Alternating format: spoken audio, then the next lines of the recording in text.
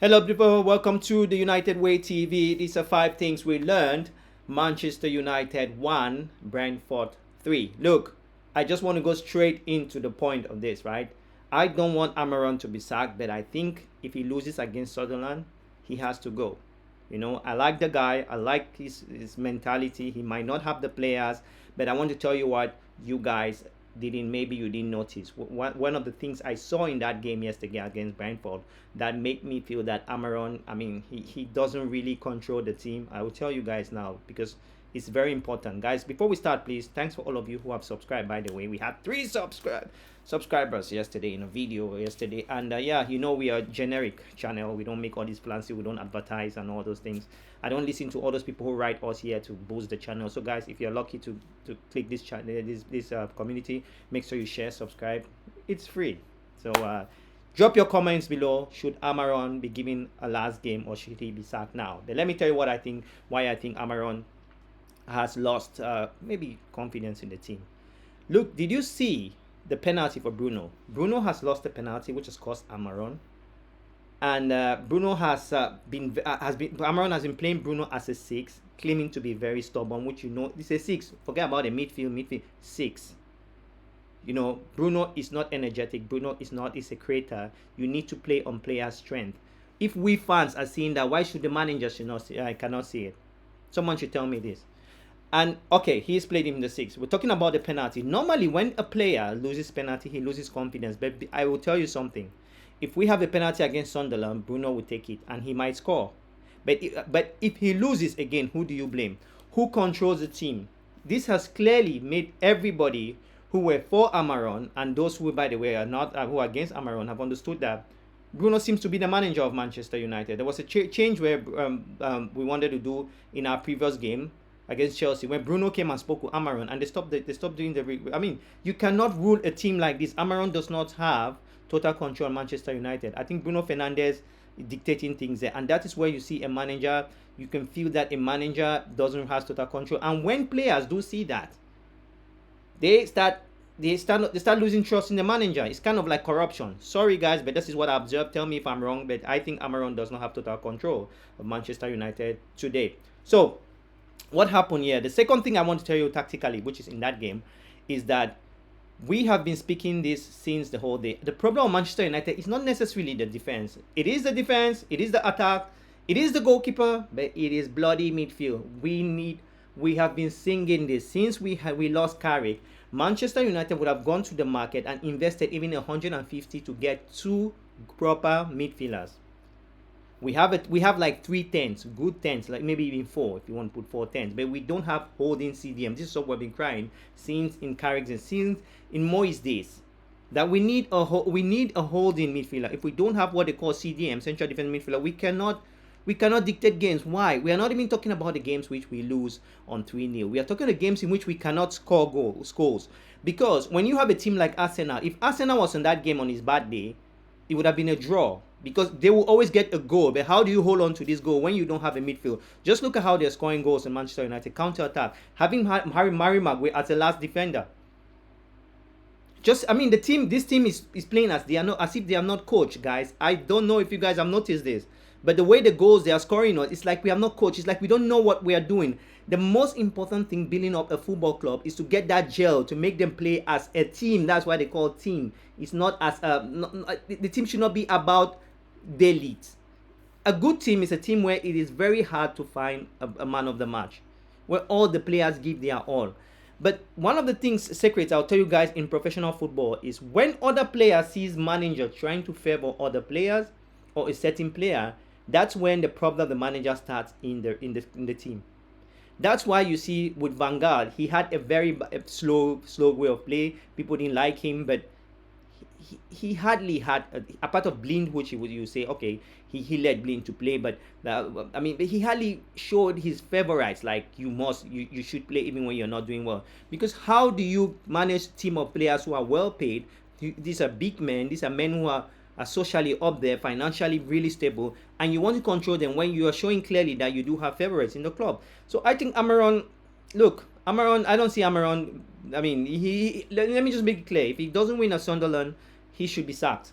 Full stop. I've never said this about a manager. I've always backed all the managers since I mean after Fergie. I've been backing all the managers to give them time. But we cannot keep Amorim doing this when we gave him a whole season last year. Except it is the board that did their signings, because I want to believe that Amorim has a say in these signings. You can see that we have a 9 who is not playing. Why? Why has Amorim not fixed the idea of feeding the 9? Look, let me tell you guys this. This is number 3 I've noticed. If we have a midfield like Bruno playing for the 9, right? Playing for Sesko. If we are playing to feed the Sesko and we lose 5-0, the fans, Manchester United fans, we just want players who want to commit. And we are not seeing that. You can see Sesko struggling to score a goal on an opportunity. We are not playing for a 9. You can see the way how do you see? If you play with Sesko, we are going to have goals, a lot of goals. Look at the first goal against Chelsea, the flick he did where the goalkeeper gave him the ball. Let me just come about the goalkeeper.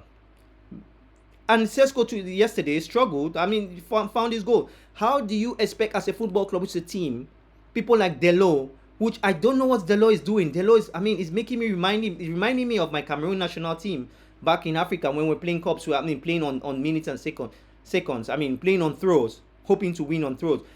I mean, there is something typically wrong with this Manchester United, which the manager, I'm sorry, needs to take blame on it. I don't see how Amorim fixed this, honestly. The other thing tactically I saw on that game, our goalkeeper. If you haven't coached a team, if you haven't played football, one of the biggest confidence of a goalkeeper comes from the midfield. When there is no gym, there is no clay, no contact, no communication, the rapport has to be. I mean, the best way a goalkeeper and the defense have to play is for them to trust each other. Kepa is not the best goalkeeper in the world, but I'm talking about Kepa, sorry. The present goalkeeper for Manchester United, the Turkish goalkeeper, is not the best goalkeeper in the world. But let me tell you, he looks like Kepa, by the way. But he is not the worst goalkeeper. He's a professional goalkeeper. He's not good. The second goal where you say he deflected the ball into the pole and against opening and they scored. But again, Amorim needs to use a defense straight.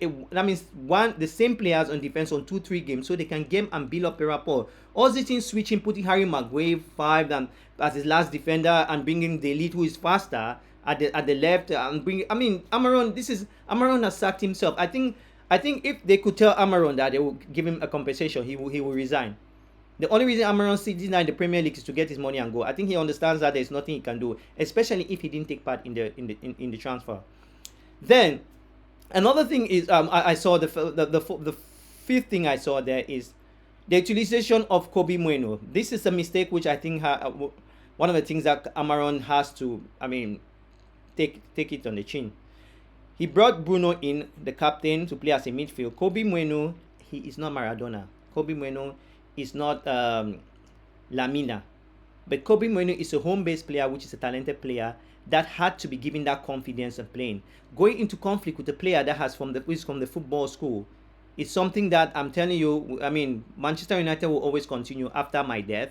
Manchester United will continue after Amorim's career. But the system and the culture of the club, which is based on bringing up youth, will stay till thy kingdom come. And this is what this manager hasn't grasped yet. So I think he needs to solve the Kobe issue. Kobe came in the game, and you can see he was very productive. A game like Sunderland, Kobe had to start. The problem with United is that cohesion, is that fact. I've said this many times. The fact that we don't play as a team. There is no purpose of our build-up. It's just by Bruno holds the ball and there is a mistake, counter-attack across the ball. We need to see it. I was thinking this season we can see the way United play, but obviously, I just think that Amorim, he doesn't have a long way to go. I don't see him getting a good result for Manchester United. It will be a magic. These are guys. The 5 things I've seen with Manchester United. The game yesterday, we need to stick with a back 3 or back 4 or whatever, but stick with the back players who are there. The back players have to get a rapport with the goalkeeper. A midfielder, we need to keep holding midfielder. Either Bruno plays as a 10 or you make him wait. We need to find like 3 players for penalties. We don't need to stick on 1 player for penalties, honestly. Because of Bruno, we have lost already 2 games. Some will say even 3 or even 4. because Bruno is becoming so important for Manchester United, and that is already the downfall of the season. Guys, please make sure you click the like on the video, get involved with the United Way TV, smash that like, subscribe. Guys, we'll be doing this video if you guys can make us hit 5,000. And guess what? If United can win 3 games in a row, I will just give away one of these for you guys, because you guys have, I am here struggling. I guess most of you are struggling as well. With that all said, guys, talk to you soon. Bye-bye.